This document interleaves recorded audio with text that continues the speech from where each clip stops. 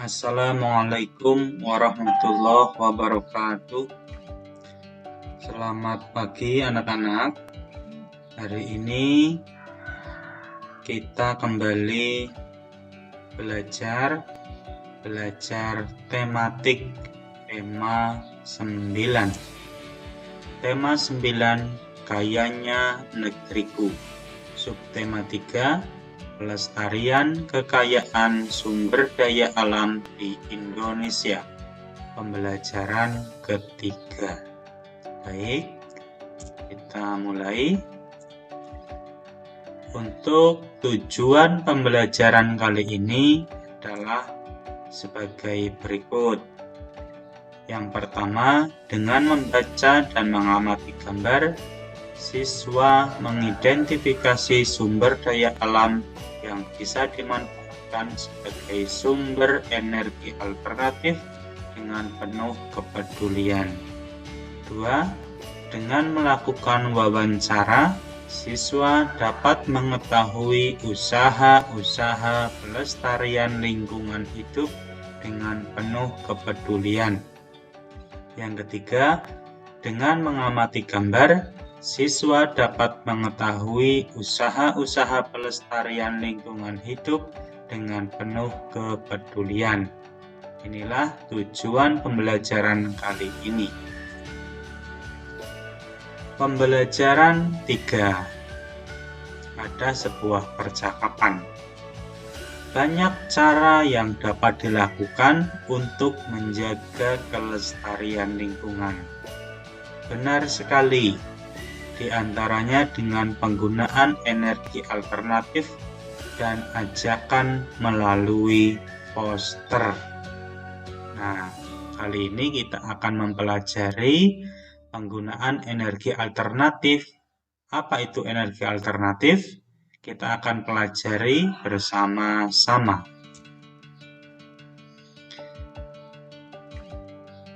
Kita semua tahu bahwa energi sangat dibutuhkan oleh manusia. Energi digunakan untuk melakukan berbagai aktivitas. Energi yang paling banyak digunakan oleh manusia adalah minyak bumi dan batu bara. Bayangkan berapa juta liter minyak bumi yang dihabiskan dalam sehari untuk menjalankan jutaan kendaraan bermotor dan ribuan pabrik di dunia ini, padahal persediaan minyak bumi dan batu bara terbatas. Energi minyak bumi dan batu bara berasal dari fosil makhluk hidup yang berproses selama jutaan tahun yang lalu.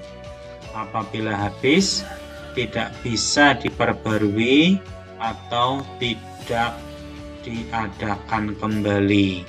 Demikian juga dengan batu bara yang berasal dari tumbuhan.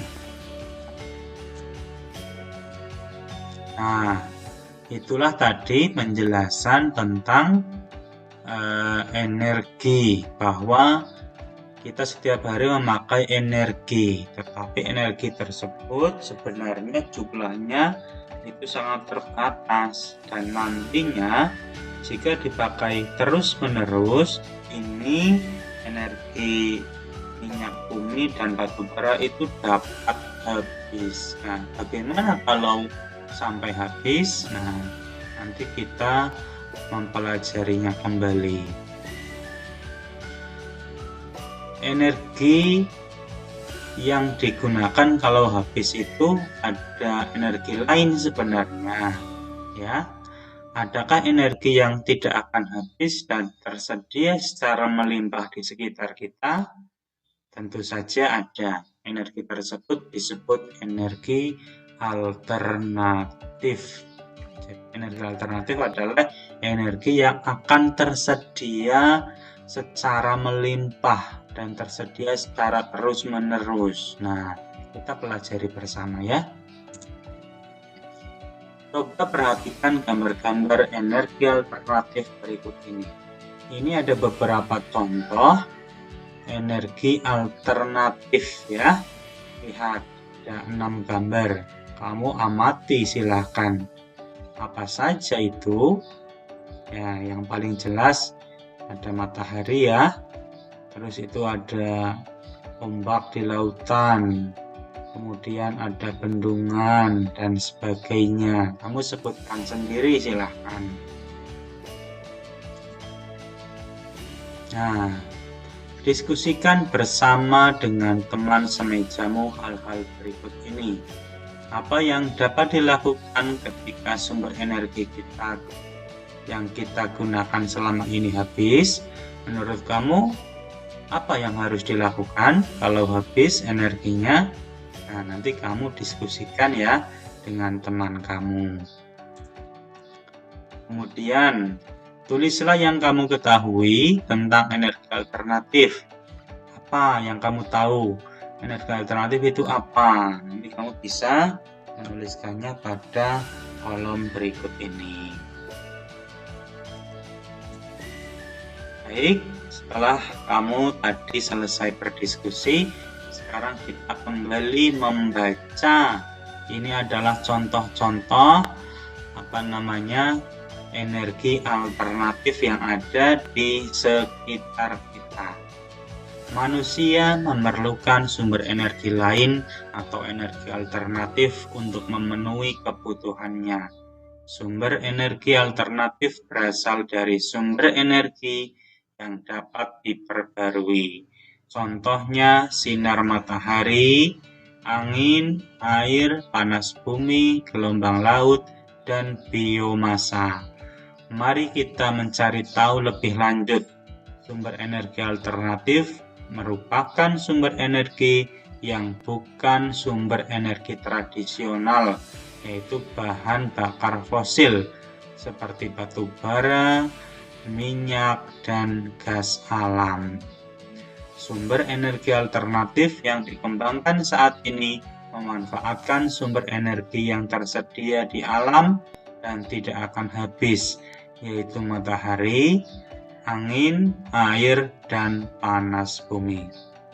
Yang pertama, matahari. Matahari itu selalu ada kan ya, setiap hari dari pagi muncul kemudian sampai dengan sore hari. Ini setiap hari ada. Nah, ternyata matahari ini bisa dimanfaatkan untuk sumber energi. Sekarang sudah semakin banyak yang memanfaatkannya. Bisa dimanfaatkan menjadi listrik, itu bisa ya. Dimanfaatkan untuk memanaskan air, itu juga bisa. Jadi yang pertama energi alternatifnya adalah matahari. Nanti kamu pelajari sendiri ya. Silakan dibuka pada buku tema 9 subtema 3 pembelajaran ketiga. Yang kedua adalah angin. Angin ini setiap hari juga ada. Setiap hari ada, meskipun angin itu tidak kelihatan. Meski tidak kelihatan, tapi bisa kita rasakan hembusan angin ya. Angin itu bisa menggerakkan pepohonan dan sebagainya. Nah, ini bisa dimanfaatkan melalui apa? Lihat gambarnya.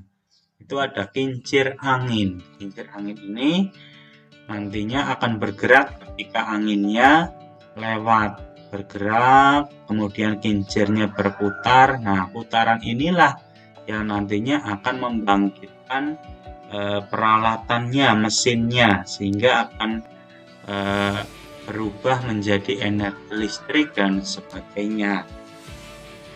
Kemudian yang ketiga adalah air.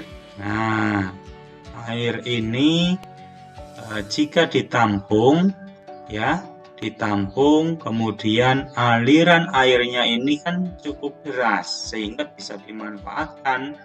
Salah satunya ini menjadi pembangkit listrik tenaga air. Di Indonesia juga banyak pemanfaatan air untuk membangkitkan listrik. Mungkin kamu sudah tahu salah satu tempatnya ya. Banyak sekali. Kemudian yang keempat adalah panas bumi. Energi panas bumi ini biasa disebut energi geotermal. Ini ada di dalam bumi, energi panas bumi, sehingga jika dimanfaatkan ini sangat potensial, sangat baik ya untuk sumber energi pengganti dari energi fosil. Kemudian yang kelima adalah gelombang air laut. Ya, ombak. Kamu biasa menyebutnya ombak. Ombak itu selalu ada, ya, selalu bergerak-gerak, menggulung-gulung. Nah, gerakan dari gelombang air laut ini bisa dimanfaatkan menjadi energi listrik. Nah, ini adalah sumber energi alternatif yang kelima. Kemudian yang keenam ada namanya bahan bakar bio. Apa itu? Bahan bakar bio merupakan bahan bakar yang berasal dari makhluk hidup, baik hewan maupun tumbuhan. Bahan bakar bio yang berasal dari tumbuhan diantaranya tumbuhan berbiji yang mengandung minyak seperti bunga matahari, jarak, kelapa sawit, kacang tanah, dan kedelai.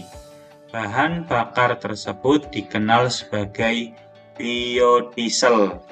Biodiesel dapat digunakan untuk menggantikan solar. Nah, ternyata dari tumbuhan-tumbuhan ini bisa diproses menjadi minyak ya, dan bisa menggantikan bahan bakar solar. Nah, ini kan hebat sekali, padahal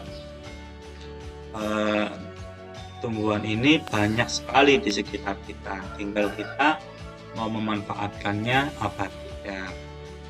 Kemudian singkong, ubi, jagung, dan sagu dapat diubah menjadi bioetanol.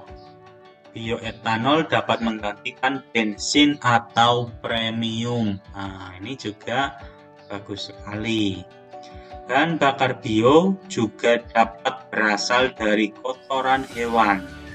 Bahan bakar tersebut dikenal sebagai biogas. Nah, ini ada beberapa istilah yang harus kamu pahami ya. Nah, silakan dicatat biar kamu tidak lupa. Ada biodiesel, ada bioetanol, kemudian ada biogas. Kalau biodiesel itu yang menggantikan solar, berasal dari bunga matahari, jarak, dan sebagainya. Kemudian bioetanol ini dapat menggantikan bensin atau premium, berasal dari singkong, ubi, jagung, dan sagu. Kemudian biogas ini berasal dari kotoran hewan. Ternyata kotoran hewan pun ini bisa dimanfaatkan ya menjadi energi alternatif. Kotoran hewan yang ada dimasukkan ke dalam ruangan bawah tanah atau lubang. Penguraian kotoran hewan dengan bantuan bakteri akan dihasilkan gas metana yang digunakan sebagai sumber energi panas kompor. Selain itu, bahan bakar ini dapat juga dimanfaatkan untuk bahan bakar kendaraan bermotor. Nah, ini bisa menggantikan energi gas ini untuk memasak ya dari kotoran hewan. Ya. Bacalah bacaan berikut dengan nyaring. Nanti kamu baca ya, ini ya. Nah, silakan dibaca masing-masing.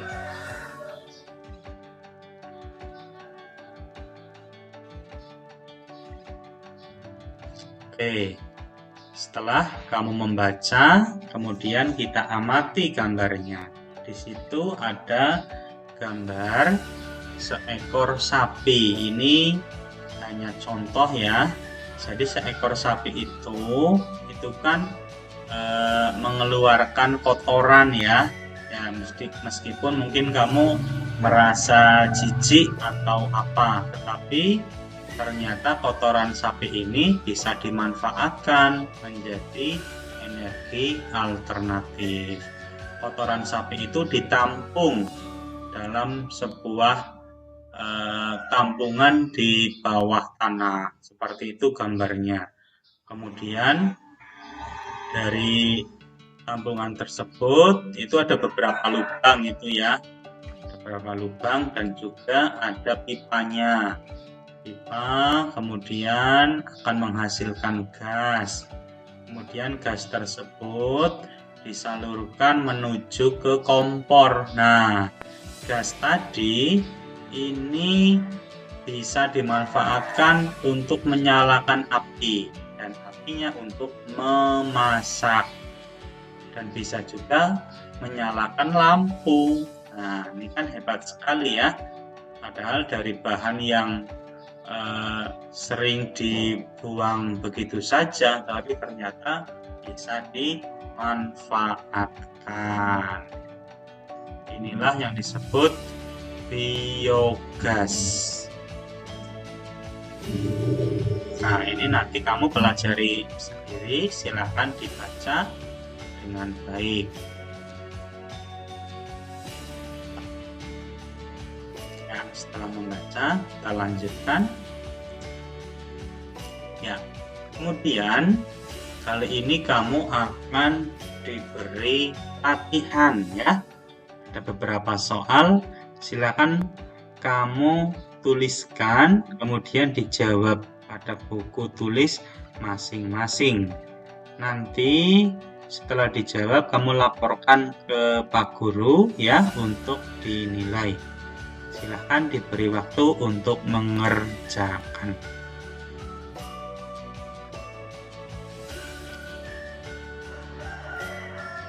Terima kasih. Setelah selesai mengerjakan, kita lanjutkan. Nah, di sini ada sebuah gambar.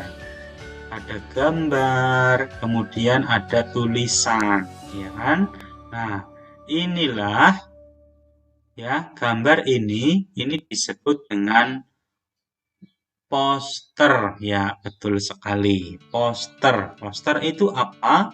Poster adalah sebuah media yang dapat digunakan untuk melakukan ajakan, mengajak. Ajakan tersebut dapat berupa poster yang kreatif ya. Ini kan kreatif. Itu gambar apa sebenarnya? Gambar mesin cuci. Mesin cuci tapi punya tangan, ada mulutnya, ada matanya. Nah, ini kan berarti kreatif ya. Ini artinya agar yang melihat itu tertarik. Begitu, maksudnya begitu, agar tertarik dan mau mengikuti ajakannya. Kemudian ajakannya itu ada di tulisannya. Apa bacaannya? Ketika mencuci, pilih baju yang lebih bersih terlebih dahulu, agar airnya dapat digunakan kembali untuk mencuci pakaian yang lebih kotor. Nah, ini adalah sebuah ajakan, intinya untuk menghemat air. Jadi kalau mencuci, baju yang paling bersih dikelompokkan, yang lebih kotor dikelompokkan, begitu ya. Maksudnya agar bisa menghemat air, gitu.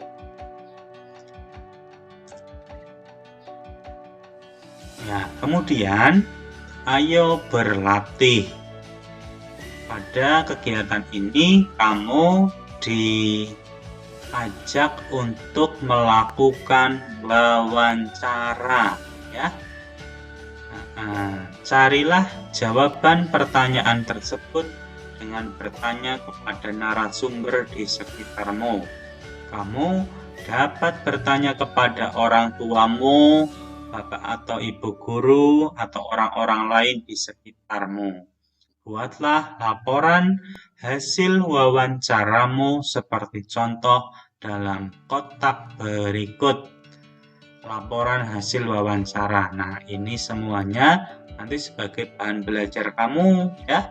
Silakan nanti dapat kamu tuliskan ya. Silakan kamu mencoba untuk melakukan wawancara kepada orang-orang yang ada di sekitar kamu gitu.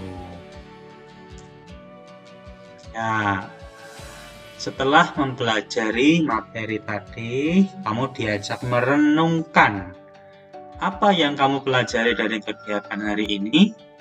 Tuliskan dalam kotak di bawah ini. Tentunya banyak hal ya yang tadi sudah dipelajari. Nanti kamu bisa menuliskannya di sini sebagai bahan renungan.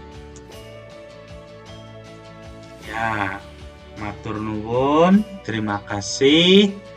Demikianlah tadi materi pada pertemuan kali ini. Semoga bermanfaat dan dapat dipahami. Jika belum paham, kamu bisa mengulang kembali materi pada video penjelasan ini. Silahkan bisa kamu ulangi kembali. Terima kasih, banyak kekeliruan mohon maaf. Wallahul muwaffiq ila aqwamit thoriq. Wassalamualaikum warahmatullahi wabarakatuh.